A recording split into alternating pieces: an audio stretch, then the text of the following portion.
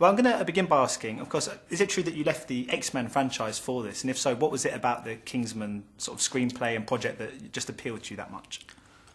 Well, I didn't do Days of Future Past, so it obviously is true, yes. Yeah, it was a really, really hard decision for me because, you know, I wrote the treatment for Days of Future Past and was really excited. And then Simon Kinberg went off to do the screenplay. And then I was bored, so I wrote this, Kingsman. And I actually asked Fox, I said, look, you know, I've got to do Kingsman first because I've got my gut saying that someone else is going to do a spy comedy, well, not comedy, but a fun spy film. And I don't want to look like I'm copying them, so this, you know, I've got to get out the gate. So I said, guys, can we push X-Men back one more year? And they said no. So I was like, okay, guys, well, I'm going to do Kingsman then, because I'd written the script and it was in my head and I was so excited about it. And I also liked the idea of doing a franchise that was mine, totally mine. You know, X-Men, I was a director for hire. Here, this is me. Yeah. Because, I mean, you do seem to have this kind of inherent obligation just to entertain. It's one of the things I love about your movies. And, I mean, this is obviously as exhilarating as well. And just how vital is it that audiences have films of this ilk where they can just go into the cinema and just enjoy themselves for 90 minutes or, 100 minutes? For me, I think that's the only reason to watch a film. I'm not... I mean, like, most of the movies are nominated for Oscars put me to sleep. You know, they're like TV films, I thought, and not Oscars for BAFTAs or whatever, but they'll probably get the Oscar nominations as well. But I'm just I'm a sort of filmmaker that grew up in the 70s, and I watched Star Wars and Indiana Jones, and I just sat there exhilarated and having the time of my life in the cinema, and I want to continue that tradition. And do you think that the success of hopefully of Kingsman and then obviously of Guardians of the Galaxy and Avengers in recent years, I mean, do you think that we could see a shift? Look at that, Guardians, no recognition.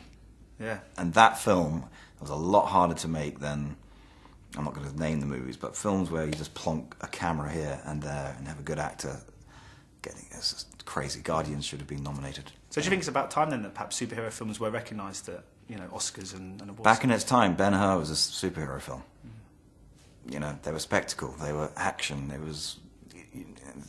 I think the balance needs to come back from just because it's a worthy subject matter and dramatic Nolan should have won an Oscar by now. I just think there's a lot of, I remember reading about Spielberg. I think was it Jaws, or there was one movie he did which he was convinced he was going to get nominated for, and nothing came on. And I don't know if you go online, there's a video of him just so shocked and going crazy, and I get it. He deserved recognition a lot earlier on.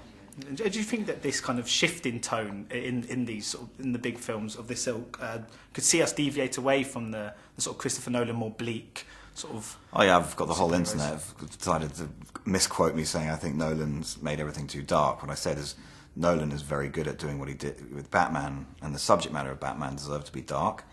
But there are other superheroes, like I don't think Superman should be dark. Superman, clues in the costume, what it should be like. Spider-Man. I think you have to always respect source material, and if you're going to reinvent it in a way that's done in respect, not just for the sake of doing it. So, but I think right now the audience really it's a bad, hard world right now.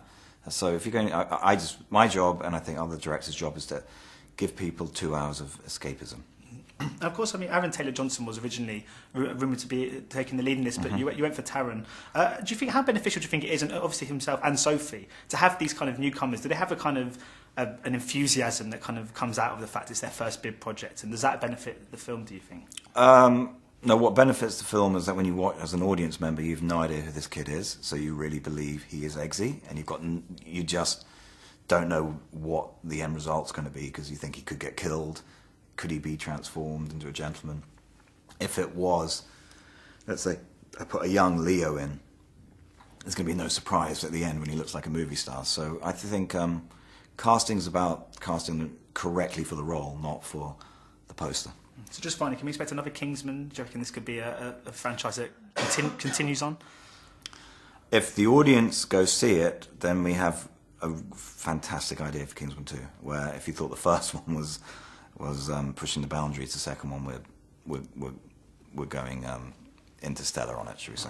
Well, let's hope people see it then. Great. Brilliant. Thank you so much for your time Great. today. Much appreciated. Thanks. Ladies and gentlemen, you're watching Hey You Guys! Hey You Guys, huh? Hey, you guys. Is that from the Goonies? It is indeed, yeah. Nice. Hey,